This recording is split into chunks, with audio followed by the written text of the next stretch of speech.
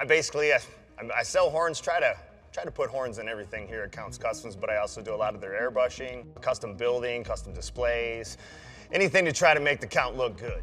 He was never the boss. He never haggled over car prices or ran the business. But somehow, Horny Mike became one of the most talked about people on counting cars. And then he started vanishing from the show. Fans noticed the empty screen time, and the internet did what it always does. It started drawing conclusions. He got fired. He and Danny Coker hated each other. He walked away from it all. But almost every single one of those theories missed the mark completely. The real story of what happened to Horny Mike is more layered than any rumor gave it credit for. And it starts way before the cameras ever showed up.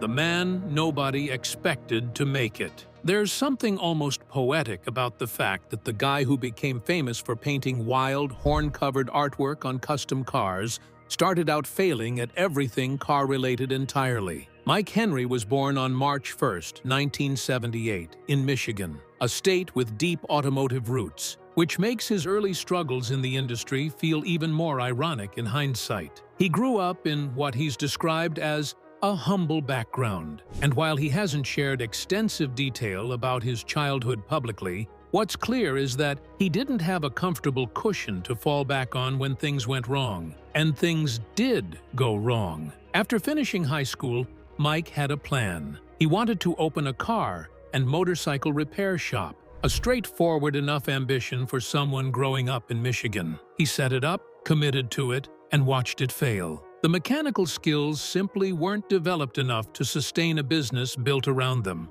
and the shop closed not long after it opened. For a lot of people, that kind of early failure becomes the defining story, the thing that sets the ceiling on what they're willing to attempt next. For Mike, it functioned differently. It pushed him sideways, out of mechanics entirely, and towards something he hadn't planned for at all. He packed up and moved to Las Vegas. On the surface, the decision might seem random, but Las Vegas is a city that runs entirely on visual spectacle, on things that grab your eye before your brain has time to process them. For someone who was about to discover that his real talent was making people stop and stare, it was exactly the right environment, even if Mike didn't fully know that yet. His first job in Las Vegas had nothing to do with cars. He was airbrushing t-shirts and customizing license plates, work that paid modestly and didn't exactly scream future television personality. But what that job did, quietly and consistently, was build his technical foundation. He was learning how to control an airbrush with precision. He was developing an instinct for color, for contrast, for the kind of bold visual language that doesn't just decorate a surface, but transforms it. Every t-shirt was a small lesson. Every license plate was an exercise in working within constraints, while still making something that stood out. The financial improvement from Michigan was real, but modest. What mattered more was that Mike was finally operating in the right medium. He just hadn't found the right canvas yet. That part came when his path crossed with Danny Coker and Count's Customs, a meeting that didn't get a dramatic origin story in any interview, but whose impact on Mike's life would turn out to be enormous. The exact date he joined the shop isn't publicly documented, but the transition from painting t-shirts to airbrushing custom vehicles wasn't as large a leap as it might sound. The skills transferred, the creative instincts transferred. What changed was the scale. And suddenly, Mike had something worth obsessing over. How a running joke became a professional identity. Most nicknames fade. They get used for a season and then dropped once the novelty wears off. The fact that Mike Henry is still universally known as Horny Mike, years after the show made him famous, says something specific about how that name came to exist in the first place. It wasn't manufactured. Nobody in a production meeting decided it would make good television. It emerged naturally from the shop floor, from the people who worked alongside him every day, and noticed the same thing happening over and over again. No matter what vehicle came through the door, no matter what the client asked for, Mike's instinct was always to reach for horns. It became predictable enough that it stopped being surprising and started being expected. Colleagues knew it, Danny Coker knew it, and eventually, Television audiences knew it too. The nickname stuck because it was simply the most accurate description of the man's default creative setting. What prevented this from becoming a liability, what kept it from being written off as a one-note gimmick, was the quality underneath it. Mike wasn't putting horns on things lazily. He was constructing full visual worlds around them. His compositions were detailed and deliberate, built with the kind of technical control that takes years to develop. The horn imagery wasn't decoration added on top of someone else's vision. It was the organizing principle of an entire artistic perspective. And that perspective produced some of the most visually striking work the show ever featured. The 1973 GMC truck is probably the best single example of what Mike was capable of when given room to work. The project had a medieval theme, and it came with a notable restriction. Mike wasn't permitted to use green paint, which would have been the obvious choice for the concept. He worked around it. The result was a blue-toned truck that Danny Coker publicly called Mike's Mona Lisa, which is not a comparison Coker made casually. That project demonstrated something important. Mike's creativity wasn't dependent on his obsession with horns. The horns were an expression of his personality. The underlying talent was something broader and more disciplined. Then there was the Horn Smart Car, a small electric vehicle that Mike took in a direction nobody expected. He covered it in elaborate illustrations and placed his trademark horns prominently across the top, turning what is by design one of the least intimidating vehicles on the road into something that genuinely commanded attention. The contrast between the tiny car and the enormous artistic statement Mike made with it became one of the more memorable moments in the show's visual history. People who barely remembered the episode still remembered the car. The Second Amendment, Corvette, added another dimension to his portfolio, a restoration and repaint that was symbolic and detailed, built around a specific theme rather than pure aesthetic. It showed Mike could work within a concept handed to him by a client and still produce something that felt personal and considered rather than generic. Outside the shop, the horn identity was already expanding into something commercial. Mike had built an online store selling horn accessories, helmets, gear, items that carried the same visual language he'd established through his painting. It wasn't a side project thrown together for extra income. It was a deliberate extension of a brand that had genuine recognition, built entirely off the back of one very specific and very committed creative obsession. The pressure nobody talked about. On camera, counting cars looked like a fun place to work. That was part of its appeal, a Las Vegas custom shop full of colorful personalities, impressive vehicles, and the kind of casual banter that made it easy television to watch. What the show didn't spend much time examining was what it actually cost the people who worked there to keep that version of reality running. Mike was one of the few cast members who spoke honestly about it, and what he described wasn't a complaint so much as a straightforward accounting of what the job actually required.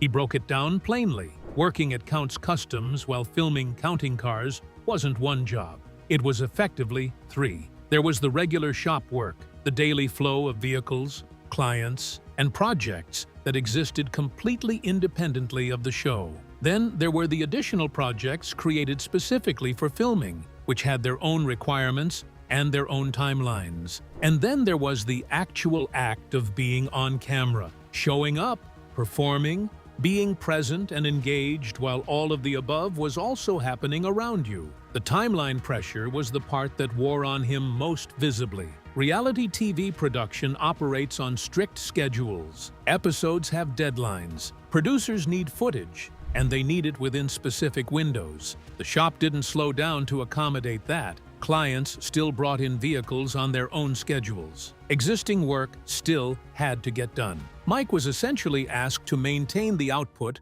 of a full-time craftsman while simultaneously meeting the demands of a television production. And he did it for years without that tension becoming a public breaking point. What made this more complicated was the editing reality of the show itself. Counting Cars, like most reality television, was built partly around conflict. Friction between cast members was a narrative engine. It gave episodes shape and gave viewers a reason to keep watching. That meant moments of genuine professional stress, or simple personality differences playing out under pressure got framed in ways that suggested something deeper and more personal was happening. Viewers watching Mike and Danny Coker navigate a disagreement on screen were seeing two people under real pressure getting edited into a storyline. The distinction matters, but television doesn't always make it easy to see. The cumulative effect of all of this was that by the time fans started noticing Mike's absences and circulating theories about what was really going on, the actual explanation that the job was demanding, the schedule was relentless, and some seasons simply had different production circumstances than others, felt too ordinary to be satisfying. So, the rumors filled the space instead. The fallout that never actually happened. Of all the stories that circulated about Horny Mike during his years on Counting Cars, the most persistent was the one about his relationship with Danny Coker. The narrative had a simple shape. Mike's obsession with horns irritated Coker. The tension between them had been building for years, and it was only a matter of time before Mike was shown the door. It was the kind of story that spread easily because it had just enough visible evidence to feel credible. Coker had openly pushed back on Mike's horn preferences on camera, steering him toward cleaner designs that better suited certain clients. That part was real. The leap from there to a genuine personal fallout was not. Coker addressed the rumor directly through Count's Custom's own YouTube channel, and he was unambiguous about where he stood. He pushed back on the idea that Mike was difficult, unwanted, or on his way out. He made clear that what viewers were interpreting as hostility was being filtered through the lens of a reality TV show specifically designed to make interpersonal tension more visible and more dramatic than it actually was in daily life. The horn disagreements were real, but they were professional, not personal. Coker's job was to run a business and satisfy clients. Some clients wanted something clean and simple, and Mike's instinct always pulled in the opposite direction. Managing that creative tension was part of working together. It didn't represent a relationship in crisis. Two people can push back on each other constantly and still respect each other. The show just wasn't always interested in communicating that distinction clearly. What the rumor cycle also overlooked was the longer arc. Mike had been at Count's Customs for years before Counting Cars ever existed. He was part of the shop before the cameras arrived. That kind of tenure doesn't get explained away by a television narrative about creative differences. The foundation of his relationship with Coker and the shop predated the show entirely, and that foundation held. For fans who had genuinely enjoyed Mike's presence on the show, the clarification should have been reassuring. For those who had invested in the drama, it was probably anticlimactic.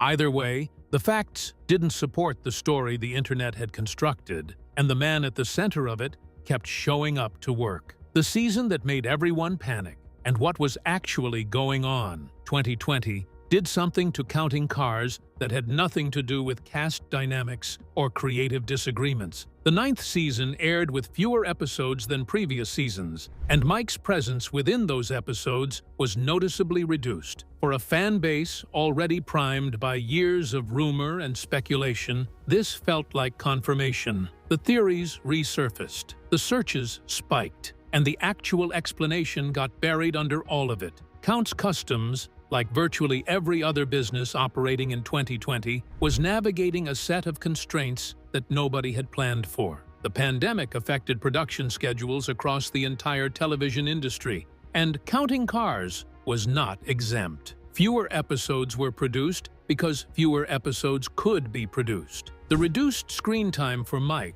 and for others was a consequence of that reality, not a reflection of any personnel decision. What Mike was doing outside of filming during this period tells a more complete story of where his head was at. Horny Nation, the roadshow concept he had developed, was bringing him to car events and expositions across the country. The format was straightforward but effective. Mike would appear at these events, showcase his personal vehicle collection, and sell products from his horn accessories line. It was a live extension of everything he had built through the show. The brand, the persona, the specific visual identity, translated into a format that worked independently of television. The roadshow model was smart for a specific reason. It didn't require a production crew or a broadcast schedule. It ran on Mike's personal reputation and the genuine community of fans and car enthusiasts who had been following his work for years. Horny Nation wasn't a backup plan.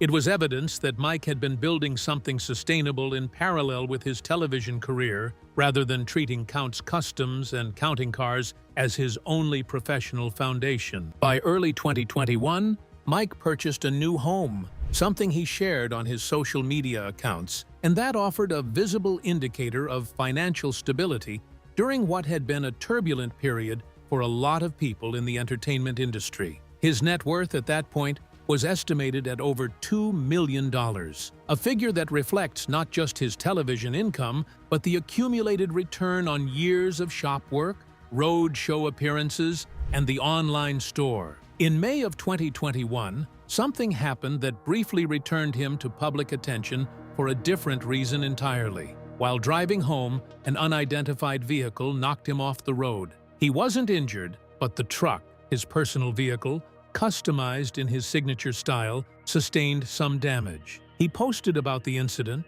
his followers responded, and the moment was a small but telling reminder of something easy to forget. In the middle of all the speculation, Mike Henry had built a real community around his name, one that showed up not just when he was painting cars on television, but in the ordinary moments of his life outside the shop, where things actually stand. Strip away the rumors, the edited conflict, the pandemic season confusion, and the clickbait speculation, and what you're left with is a picture that's quieter and more stable than the narrative surrounding Horny Mike ever suggested. He's still connected to Count's Customs. His presence on Counting Cars has varied across seasons. That's real, but the idea that he was forced out or that his relationship with the shop had collapsed doesn't match what actually happened. Mike stayed, the work continued, and his role within the Count's Customs world, while it may look different now than it did in the show's early seasons, hasn't been severed. What has genuinely changed is the shape of his professional life. The Mike Henry of 2024 is not exclusively defined by his appearances on a cable television show. The personal brand he constructed, built entirely around one very specific and very committed creative obsession, now operates independently of any single platform. The online store continues. The roadshow concept gave him a way to maintain direct contact with the audience he built through television without requiring television to do it. His social media presence keeps him visible and connected to a community that followed him specifically, not just as part of a larger ensemble cast. His personal life has remained largely private, consistent with how he's always operated. There is a woman who appears regularly on his social media, someone he's clearly close to, and the home purchase in 2021 appeared connected to that relationship. Mike has never made a formal public statement about his romantic life, and that boundary seems intentional rather than evasive. Some people in his position lean into personal disclosure as a way of maintaining audience engagement. Mike has consistently chosen the opposite approach, and it hasn't cost him anything in terms of how his audience relates to him. What Mike Henry's trajectory actually demonstrates, when you look at it straight, rather than through the lens of reality TV drama, is something genuinely worth noting. He came from a background with no safety net, failed at his first serious attempt at a career, taught himself a craft through low-paying work in a city that doesn't reward mediocrity, found his way into one of the most recognized custom shops in the country, built a television profile out of what started as a personal quirk, and then converted that profile into a set of independent revenue streams that don't require anyone else's platform to keep functioning. The horns were always the hook, the thing that made him immediately recognizable and gave him a distinct identity in a crowded space. But the staying power came from something less flashy and more consistent. The ability to keep showing up, keep producing work worth looking at, and keep building on what was already there rather than waiting for someone else to define what came next. That combination is rarer than it sounds, and it's the actual reason Horny Mike is still a name people search for. Not because of the rumors, but because the work earned the attention. What are your thoughts about Horny Mike from Counting Cars? Share with us in the comments below. If you enjoyed this video, be sure to like and subscribe to our channel. For more interesting stories like this, be sure to click on the next video that pops up on your screen. You never know what you'll discover next.